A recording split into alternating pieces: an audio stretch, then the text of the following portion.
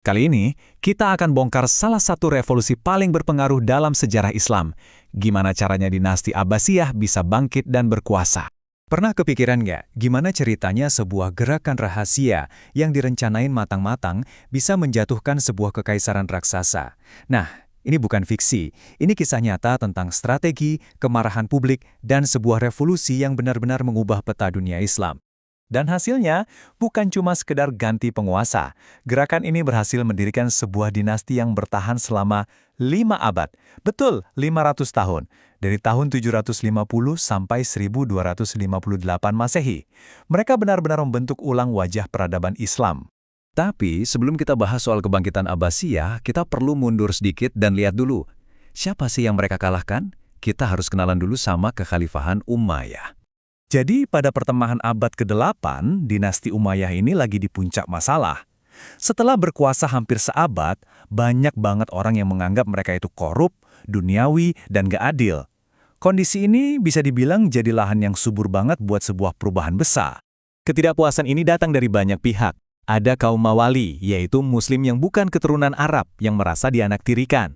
Terus ada kaum Syiah, pendukung setia keluarga Nabi, yang dari awal nggak pernah bisa terima kekuasaan Umayyah, apalagi setelah tragedi Karbala. Ditambah lagi, Umayyah dianggap terlalu pilih kasih sama suku Arab tertentu. Nah, semua ini menumpuk, jadi bom waktu yang siap meledak. Dan di tengah situasi panas ini, muncullah sebuah klan yang melihat peluang. Mereka ini sebenarnya masih kerabat jauh dari suku yang sama dengan Nabi Muhammad, yaitu Bani Abbasiyah, keturunan dari paman Nabi, Al-Abbas.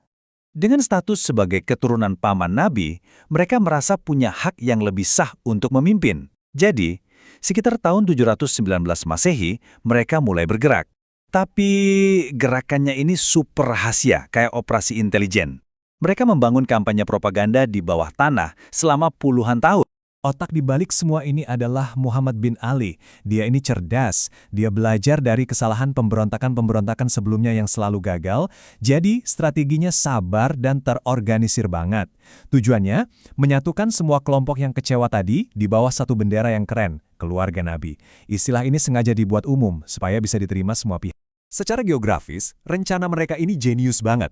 Mereka punya 3 pusat operasi. Humaimah jadi markas rahasia buat para petinggi, Kufah jadi kota penghubung buat koordinasi, dan Khurasan, yang lokasinya jauh dari ibu kota Umayyah, dipilih jadi pusat rekrutmen massa dan titik awal pemberontakan.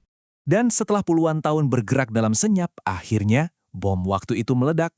Gerakan rahasia ini berubah menjadi pemberontakan terbuka yang sangat besar. Prosesnya cepat dan mematikan. Dimulai tahun 747 Masehi di Khurasan. 2 tahun kemudian, 749, mereka berhasil merebut Kufah, dan di sanalah khalifah pertama mereka dideklarasikan. Puncaknya terjadi di tahun 750 dalam pertempuran Zab, di mana pasukan Umayyah dihancurkan total, kekuasaan mereka runtuh seketika. Nah, dengan jatuhnya dinasti Umayyah, babak baru dalam sejarah Islam pun dimulai, di bawah kepemimpinan Khalifah Abbasiyah yang pertama. Oke, jadi siapa pendirinya? Namanya Abdullah bin Muhammad, tapi dia lebih dikenal dengan gelar Abu al-Abbas. Tapi, bukan gelar itu yang bikin dia paling diingat sejarah. Justru julukannya yang lain, yang menggambarkan betapa kerasnya transisi kekuasaan ini. Dia menjuluki dirinya sendiri, As-Saffah. Tahu artinya? Sang penumpah darah. Ini bukan cuma sekedar nama panggilan yang seram ya, ini adalah sebuah pernyataan, sebuah misi. Gelar ini nunjukin kalau dia nggak akan ragu sedikit pun buat melakukan apapun, termasuk cara-cara brutal demi mengamankan kekuasaannya. Dan dia membuktikannya. Dia secara sistematis memburu dan menghabisi seluruh sisa keluarga Umayyah. Kenapa? Supaya nggak ada lagi yang bisa menantang kekuasaannya di masa depan. Caranya memang kejam, tapi efektif untuk mengamankan fondasi dinasti barunya. Jadi Abbasiyah itu bukan cuma ganti orang.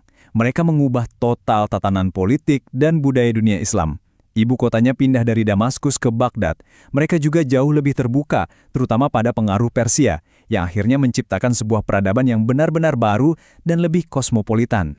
Revolusi Abbasiyah ini memang pada akhirnya melahirkan zaman keemasan ilmu pengetahuan dan budaya. Tapi, kita jadi bertanya-tanya, apakah tujuan yang mulia bisa menghalalkan cara yang kejam? Karena faktanya, dinasti besar ini dibangun di atas fondasi kerahasiaan, strategi yang lihai, dan ya pertumpahan darah.